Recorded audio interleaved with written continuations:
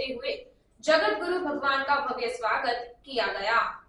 स्वर्गीय कपूरदास जी महाराज ऐसे प्रखंड संत थे, समस्त ग्रामवासी उनकी जय जयकार कर रहे थे। साथ ही उनके पुत्रों ने उनके पीछे यादगार इतिहास की छाप छोड़ते हुए जगत गुरु भगवान का भव्य अति सुंदर स्वागत किया एवं स्मरणीय कार्यक्रम की व्यवस्था की।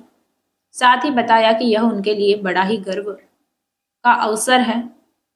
राम रावली के भाइयों ने गुजरात में नरसिंह द्वारा खोड़ का नाम रोशन किया एवं एक अमिट छाप छोड़ी। ऐसे परिवार को सादर हार्दिक अभिनंदन एवं साधुवाद, जिन्होंने नरसिंह द्वारा और गुरु महाराज का गुजरात में मान सम्मान बढ़ाया और श्री जुजार माता ग्रुप के सेवा के बदल खूब खूब अभिनंदन भी व्यक्त किया गया। श्री सीतानाथ समारंभां रामानंदाय श्रद्धेय अस्मद् गुरुवर पर्यन्तां वन्दे श्री गुरु परंपरां। परम तपस्वी परम बेतरागी गढ़ा गांव के मैं समस्त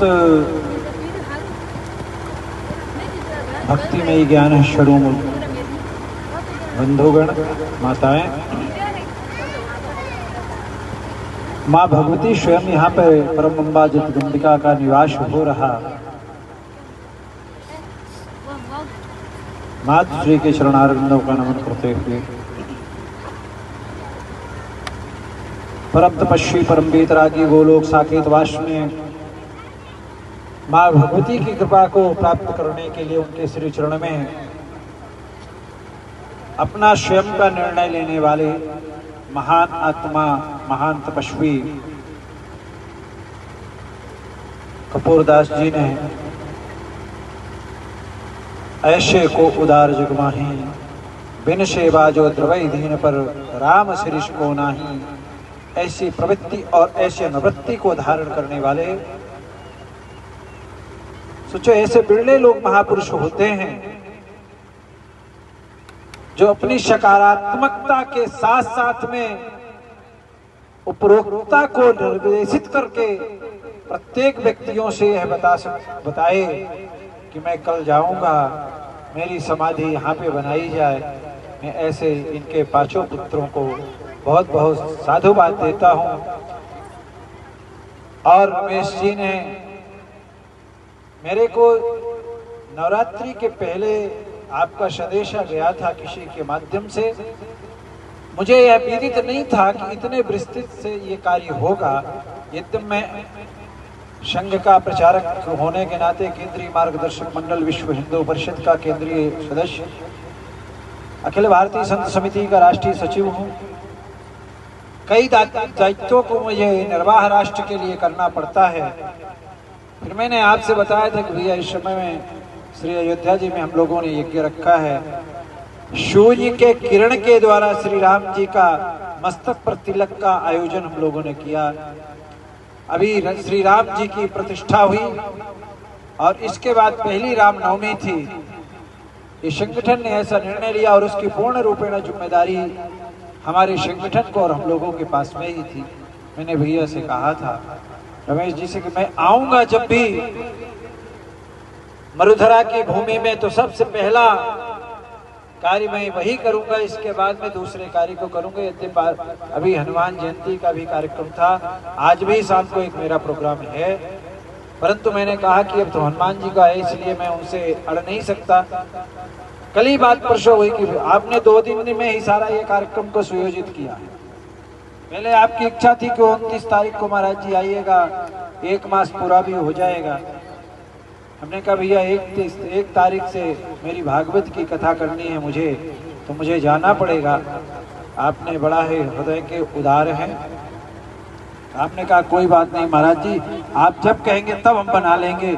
और 2 दिन में इन्होंने तीसरे दिन में ही पूरा ये कार्यक्रम का निर्णय लिया और फैसला लिया।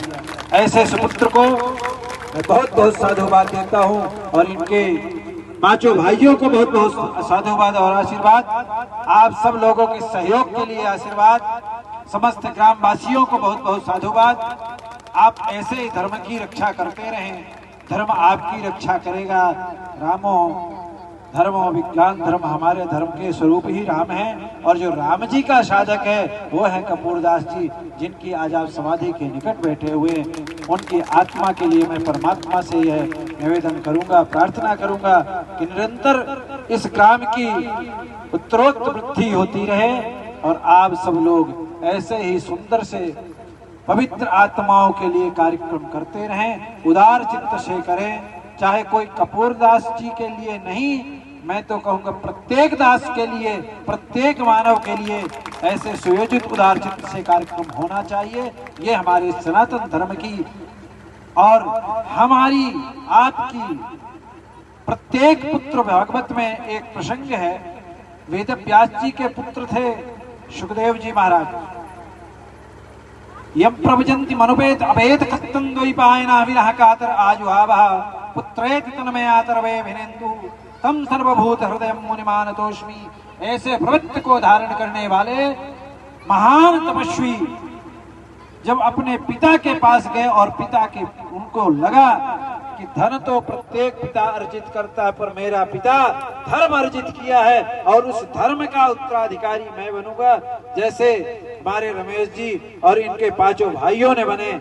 आप लोगों को एक सीख है। मैं तो देखा, उनको लगा शायद बहुत बड़ा ग्राम होगा, बहुत बड़ी सभा होगी, बहुत विशाल नगर होगा, पर मुझे देखने में तो अभी ऐसा लगा, एक छोटे से गांव में तो ऐसा लगता है कि जैसे हमारे भागीरथी महाराज जी पे हमारे भरद्वाज ऋषि जी महाराज जी का आश्रम है। जिस समय राम पहुंचे उस समय उनके पास कुछ नहीं था, और जिस समय भरत पहुंचे एक छोड़ी सेनाओं को लेकर के, उस समय लक्ष्मी नृत्य करने लगी, अन्नपूर्णा महारानी नृत्य करने लगी।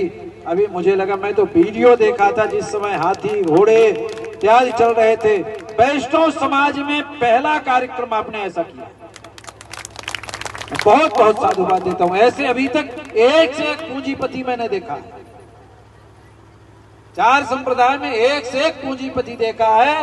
2010 से और 2024 चल रहा है, इस अंतरा काल में मैंने पहला ऐसा अपने पिता के कार्यक्रम को कराते हुए देखा है। ऐसे सुपुत्र को बहुत बहुत साधुवाद, धन्यवाद। आप सबको बहुत बहुत धन्यवाद। जय श्री कृष्ण।